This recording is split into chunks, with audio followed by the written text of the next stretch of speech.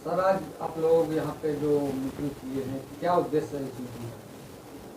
आज all India backward class federation Delhi unit की ये बैठक हुई है और दिल्ली यूनिट में भी नई दिल्ली जो लोकसभा है, मुख्यतः उन सब के जो कार्यकर्ता हैं वो यहाँ इकट्ठे हुए हैं।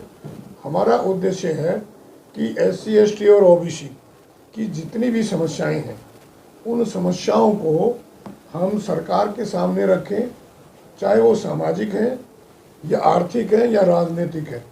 हमें सबकी हिस्सेदारी चाहिए और जो भी समस्या इस वर्ग की है, विशेष तौर से निचले स्तर की जो गरीब तबका है, जो जिनको लाभ नहीं मिल पा रहा है, ये फेडरेशन उनके लिए कार्य करेंगे ताकि हम समरसता के आधार पर सभी को उनका लाभ दिला सकें। ये बैठक आज की हुई है और इसके अंदर विस्तार की भी बात है कि हम अपने फेडरेशन का विस्तार करें ताकि घर घर जा कर करके चेतित करें कि बच्चों को पढ़ाइए, इनको आगे बढ़ाइए और उनको जो सरकार ने भी योजना बनाई है जिनको पता नहीं है, चाहे वो शिक्षा की है, चाहे वो रोजगार संबंधी है या उद्योग से संबंधित है, उनको भी हम आगे जा कर करके बताएं और अपने साथियों को आगे बढ़ाएं।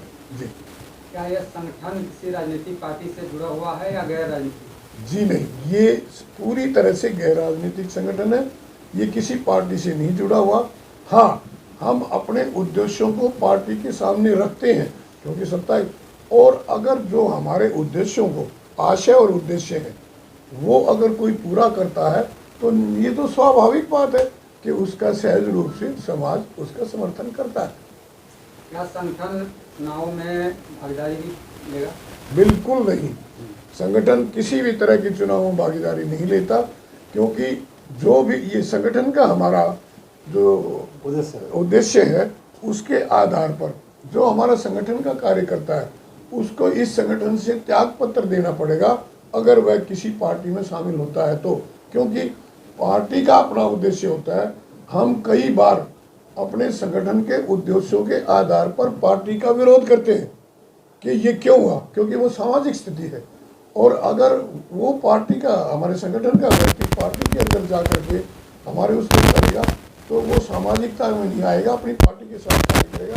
इसलिए भले ही वो हमारे संगठन का सदस्य है, अगर वो पार्टी में जाएगा उसको त्याग पत्र देना पड़ेगा।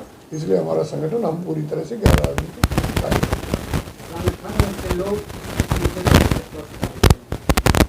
संगठन के सबसे बड़ा, आप जानते हैं आज देश के अंदर जातीय जनगणना की बात, क्योंकि हमने ये अच्छी तरह से देख लिया है। जब डॉक्टरी की ही बात मैं करूं, हम अगर किसी मर्ज को खोजना चाहते हैं तो एक्सरे किया जाता है। जातीय जनगणना एक तरह का सामाजिक एक्सरे। अगर किसी समस्या का निदान हमने करना है तो समस्या के अंदर से ही उसके समाधान को खोजना पड़ता है।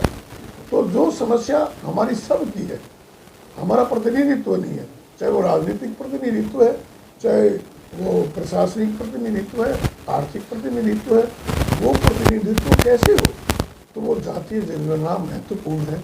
उसके बाद ही सारी की सारी योजनाएं, चाहे वो सुप्रीम कोर्ट ने बोली हैं, हाई कोर्ट ने बोली हैं या नीति आयोग ने बोली हैं कि योजनाएं बने तो बने कैसे, सत्यता कैसे आएगी, आंकड़ों के बजाय नहीं आ सकती।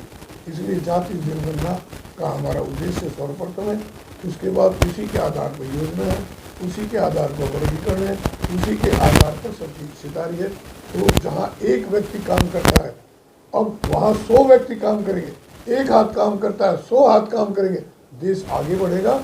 और जो पहले देश सोने की चिड़िया था उसके मुख्य आधार था कि हमारा स्थानीय जो उत्पाद था वो पूरी तरह से यहीं का था।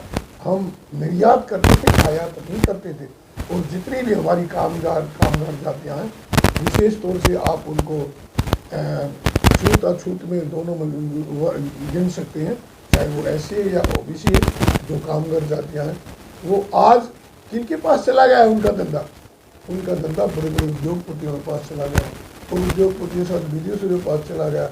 जितने भी हमारे त्यौहार, तीज त्यौहार है, उन त्योहारों पर चाइना हावी है। अगर हम इस स्थानीय आधार को पूरा कर देंगे, प्रोडक्शन को पूरा कर देंगे, तो हमारा आयात भी खत्म हो जाएगा, हमारी इकोनॉमी बढ़ेगी, सब समान होंगे, ऊंचे देश महान बनेगा। इस रूप में, इस भाव के रूप में ये संगठन कार्य करेगा।